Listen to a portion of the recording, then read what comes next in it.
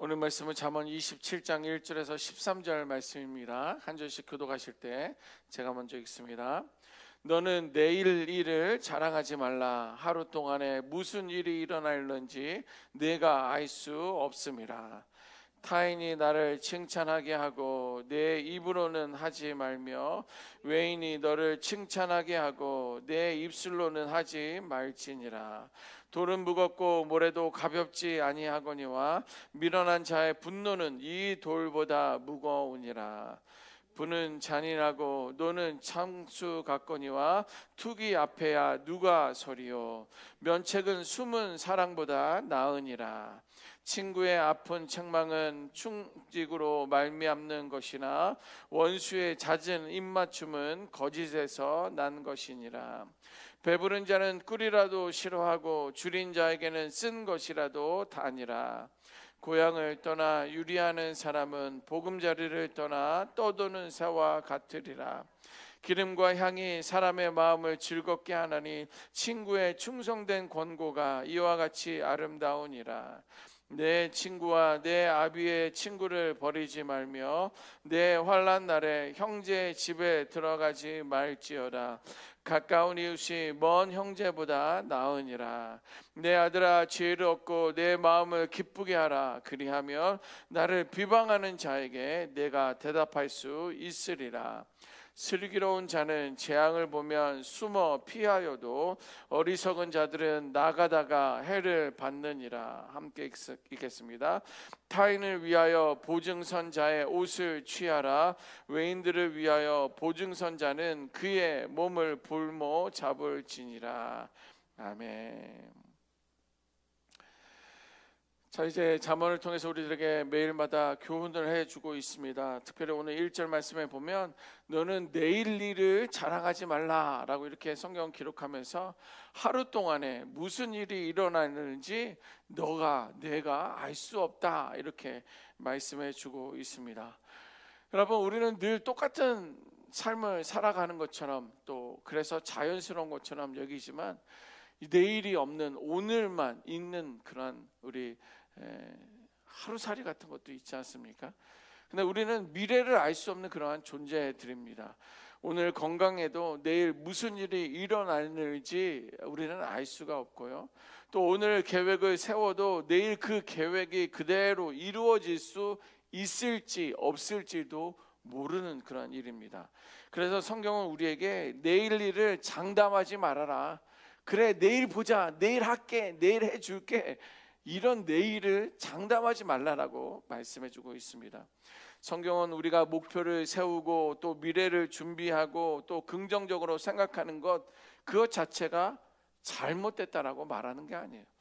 목표 세워야죠. 계획 세워야 됩니다. 미래를 지금 준비를 해야 됩니다.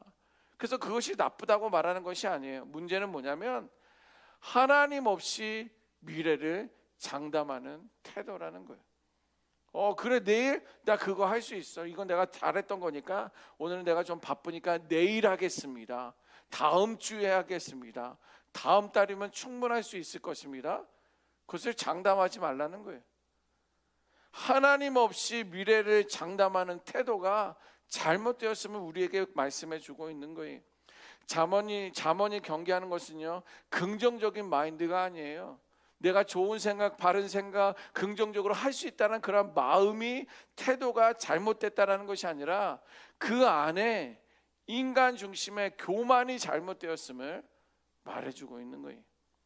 마치 내일이라는 시간이 내 손에 있는 것처럼 말하기 때문에 그것은 잠언이 경계하라고 말씀해주고 있는 거예요. 그러나 여러분, 내일은요 우리의 영역이 아니라 하나님의 영역이기 때문에 그런 거예요. 나의 영역이 결코 아닙니다.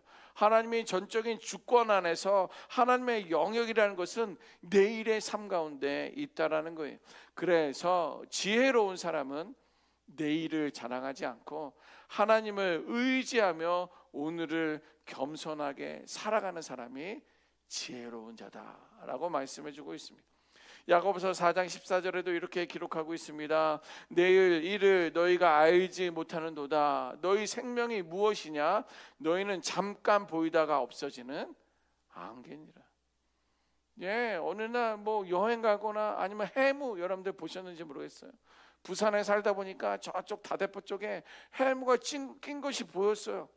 와, 저게 어떻게 그러나. 그런데 1시간, 2시간 있으면 그렇게 꽉 차여서 그 언덕 위에 있었던 아파트들이 다 보이기 시작해. 안 보였던 아파트들이 보이기 시작하는 거예요. 뭐예요? 우리는 잠깐 보이다가 없어지는 안개와 같다.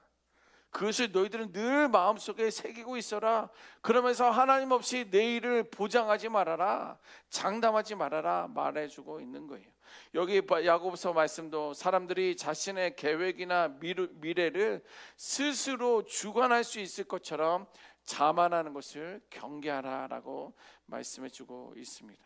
그러므로 지혜로운 사람은 미래를 장담하지 않고 하나님 앞에서 겸손히 살아가는 사람을 지혜로운 사람이다 라고 말해주고 있습니다. 그러므로 계획을 세우지만 하나님의 뜻을 먼저 묻는 거예요. 네, 계획 세워야 됩니다. 그러나 하나님의 뜻이 어디에 있습니까? 하나님의 마음이 무엇입니까? 하나님의 계획이 무엇입니까? 라고 하나님의 뜻을 먼저 묻는 거예요. 또 우리가 미래를 말할 때는 겸손하게 주님의 뜻이라면, 주님이 내일 저에게 생명을 주시고 건강과 여건을 활용해 주시면 제가 내일 그걸 할 수 있을 것 같습니다. 네? 주님의 뜻이라면. 또 성공보다 하나님의 인도하심을 더 의지하는 사람이 지혜로운 사람이에요. 우리는 뭔가 이루려고 합니다. 뭔가 이름을 내려고 해요. 뭔가 어떤 성공을 하려고 합니다. 그러나 우리는 그 모든 것들 과정 가운데 시작 전부터 우리는 기도를 통하여 주님의 뜻을 간구하며 하나님의 인도하심을 더 의지하는 지혜로운 자가 되어야 될 줄 믿습니다. 그래서 오늘 본문에서 강조하는 잠언의 내용을 좀 더 살펴보면 2절에 보면 자기 입으로 자신을 칭찬하지 말라 이렇게 이야기하고 있어요. 사람은 누구나 자신을 드러내고 싶어하는 마음이 있으나 지혜로운 사람은 스스로 나를 높이지 않는다라고 성경은 말씀해주고 있습니다. 자기의 입으로 자신을 칭찬하기보다 삶의 열매로 인정받기를 기다리는 거예요. 예, 나를 충분히 칭찬할 수 있어요. 뭐 PR 시대니까 나를 드러내고 나의 스펙을 말해주고 나의 경험을 말해줄 수 있는데, 그러나 지혜로운 자는 스스로 높이지 아니하고 오히려 삶의 열매로 인정받기를 기다린다라는 거예요. 참된 가치는 자기를 홍보하는 것이 아니라 하나님과 사람 앞에서 자연스럽게 삶으로 드러나는 것을 말해주고 있습니다. 이어서 3절 4절은 분노와 질투는 사람을 무너뜨린다라고 말해주고 있어요. 분노하는 것, 화를 내는 것은 사람을 무너뜨려요. 또 질투하는 것, 그것도 사람을 무너뜨린다라고 말해주고 있습니다. 그러면서 돌과 모래를 비유하고 있어요. 돌은 무겁고 모래도 가볍지 않다라는 거예요. 한 줌의 모래는 슬쩍 들 수 있지만 한 움큼이나 한 부대 모래 들기는 쉽지가 않아요. 이것을 무엇을 비유했습니까? 미련한 자가 갖고 있는 그 분노는 그 돌보다, 그 모래보다도 무겁다라는 거예요. 그냥 미련한 자가 화를 내고 분노하는 것은 돌이나 모래보다 무겁다라는 거예요. 이 말의 의미는 무슨 말이냐면 물리적으로 무게가 나간다라는 것을 말해주는 것이 아닙니다. 미련한 자의 분노는 감당하기 어려울 정도로 부담스럽고 파괴력이 있다라는 것을 말해주고 있는 거예요. 그러니까는 아무 이유 없이 지나가는 사람 칼로 찌르고 돌로 내리치고 주먹으로 때리는 묻지마 폭행, 그런 게 뭐예요? 무지한 자가, 미련한 자가 그냥 그 안에서 화가 일어나면서 알 수 없는 그런 행동들을 하고 있는 거 아닙니까? 감당할 수 없는 거예요. 여러분 보세요. 돌이나 모래는 무겁더라도 어느 정도는 우리는 들어서 옮길 수가 있습니다. 그러나 미련한 사람의 분노는 이성도 통제도 할 수가 없기 때문에 주위 사람들이 감당하기 어렵다는 것을 말해주고 있는 거예요. 설득하기도 어렵고 쉽게 마음을 가라앉히기도 어려운 것을 성경은 말해주고 있습니다. 심지어 미련한 자의 분노, 사람의 분노는 말을 거칠게 해요. 말로 사람들을 상처를 줍니다. 사람을 상하게 해요. 그리고 그것을 통하여 공동체를 상하게 하는 거예요. 그래서 그 영향이 훨씬 무겁고 파괴적이고, 그리고 사람의 마음에 오래 상처로 남게 됨을 말해주고 있는 것입니다. 그래서 미련한 사람의 분노는 주변 사람들을 짓누르는 무거운 짐과 같다라고 성경은 말씀해주고 있습니다. 이어서 5절 6절 말씀 보면 친구의 책망은 사랑이다라고 말씀해주고 있습니다. 겉으로는 아무 말도 하지 않는 친구들이 있습니다. 좋아, 괜찮아, 그냥 늘 칭찬만 해요. 내가 뭘 해도, 내가 뭘 잘못된 행동을 해도, 악한 마음을 품어도 그냥 그때는 칭찬은 안 하더라도 그냥 가만히 있는 사람들이 있어요. 그러나 성경은 그렇게 말하고 있지 않습니다. 아무 말도 하지 않은 친구보다도 때로는 정직하게 권면하는 거예요. 야, 그 성경은 그것을 옳다라고 말하지 않고 있어. 야, 이것은 하나님이 기뻐하시지 않는 삶이야 라고 정직하게 권면하고 책망해 주는 것이 더 깊은 친구의 사랑이다라고 말씀해주고 있어요. 여러분, 진정한 친구는 상처를 주기보다 주기 위해 말하지 않고 바르게 세우기 위해 말하는 것이 진정한 친구다라고 말씀해주고 있습니다. 이어서 9절과 10절은 가까운 이웃과 친구의 소중함에 대해서 가르치고 있습니다. 향기로운 기름, 또 향은요 마음을 기쁘게 한다. 그래서 그 당시에도 향수 같은 것들이 있었어요. 그래서 향수 맡으면 야 기분을 좋게 한다, 혹은 또 테라피를 받으면서 마음을 좀 평안하게 가라앉히구나 라는 것을 성경은 말해주고 있어요. 향기로운 기름과 향이 마음을 기쁘게 하듯이 진실한 친구의 조언과 교제는 사람의 마음을 새롭게 한다라는 거예요. 중고등학교에 여러분들 자녀들 때문에 혹은 여러분들 때문에 부모님이 학교에 오신 적이 있습니까? 우리 아들은 괜찮은데 친구를 잘못 만나서, 늘 모든 부모님들이 다 그런 이야기를 한다 그래요. 얘는 착한데, 원래 착한데 친구를 잘못 만나서. 그러나 향기로운 기름과 향이 마음을 기쁘게 하듯이 진실한 친구들의 그 조언, 그 친구들이 그렇게 잘못된 길로 가고 있다면 진실한 친구의 조언이 내가 하면 되는 것이고, 내가 나쁜 길로 갈 때 친구의 그 진실한 조언이 있으면 사람의 마음을 새롭게 한다라고 말해주고 있습니다. 심지어 어려움이 있을 때 멀리 있는 형제보다도 가까운 이웃이 더 도움이 될 수 있다라고 오늘 성경도 말해주고 있어요. 이거는 공동체에 대한 이야기입니다. 우리들의 그러한 공동체, 멀리 있는 형제보다, 한국에 있는 우리 형제들보다 여기 H든의 공동체의 식구들이 더 도움이 될 수 있다는 것을 말해주고 있는 거예요. 이 말은요, 하나님께서 우리의 공동체의 관계 속에서 살아가도록 하셨다는 그런 사실을 말해주고 있는 거예요. 그래서 믿음은 하나님과의 직접적인 관계이지만 이 공동체 안에서 믿음의 아름다운 삶의 이야기들을 만들어 가야 되는 이유 때문에 우리는 교회 나와서 예배하는 거예요. 아무리 그 사람이 착하고 믿음이 있고 날마다 예배를 가정에서 드린다 할지라도 믿음의 공동체 안에서 관계를 세우지 못한다면 그것은 온전하지 않다라는 거예요. 여러분, 지혜는 나이가 들었다고 해서 반드시 지혜로운 것은 아닙니다. 제가 몇 가지 충격이 있었어요, 살면서. 하나는 의구에 너 왜 군대 가니? 그랬더니 왜 군대 가긴 불러서 갔지, 이렇게 대답해야 되는데 그래도 뭔가 좀 멋있는 말을 좀 하려고, 형 사람 좀 되려고 군대가. 그때도 여전히 저는 착하게 살았어요. 믿음 생활도 잘했고 나름대로. 그런데 사람 되려고 늘 이렇게 드라마에 보면 좀 군대 가서 인간 좀 되라 이런 이야기가 떠올랐는지 사람 좀 되려고 군대 가요. 그랬더니 그 형이 군대 간다고 다 사람 되는 거 아니다.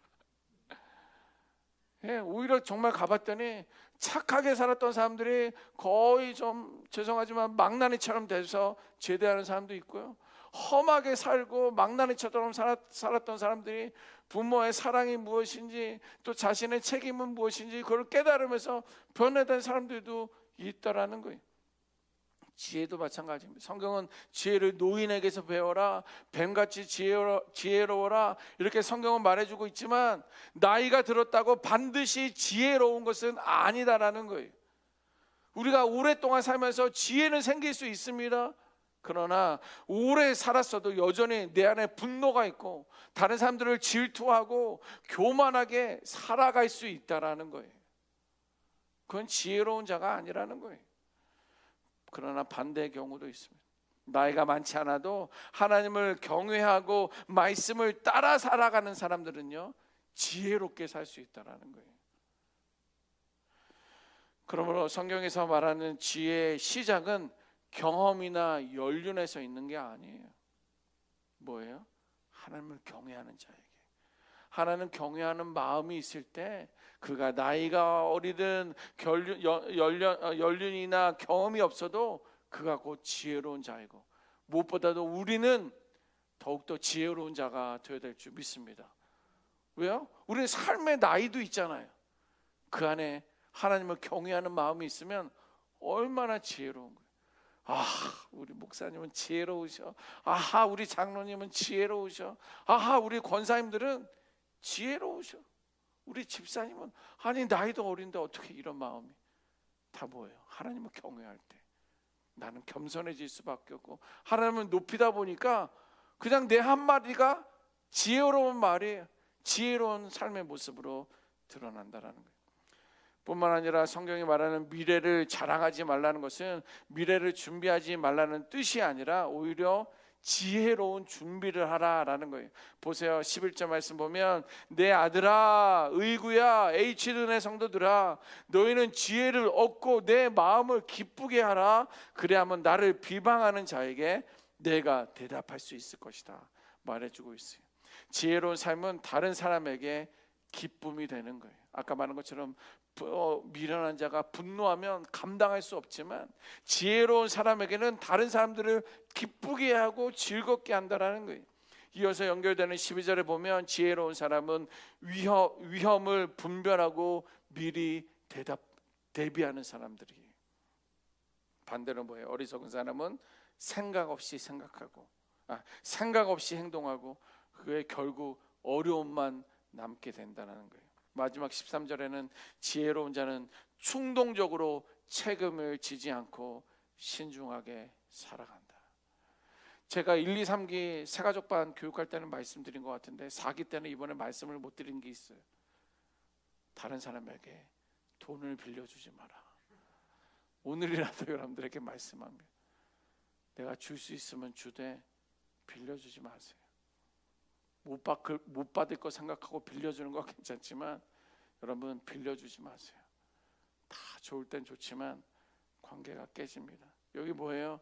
지혜로운 자는 충동적으로 책임을 지지 않고 신중하게 생각한다라는 거예요.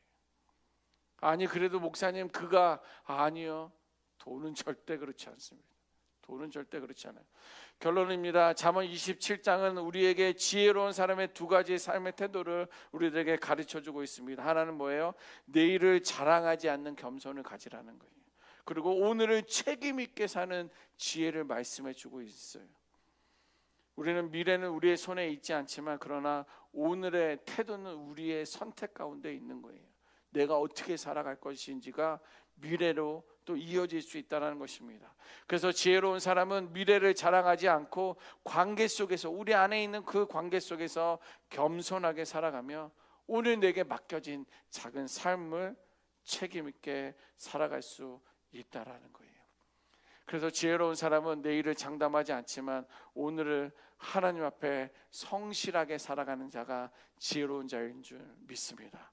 그렇게 지혜로운 자가 오늘 이 아침에 예배하고 찬양하는 여러분들에게 충만하게 임하기를 주님의 이름으로 축원합니다. 아멘. 기도합니다.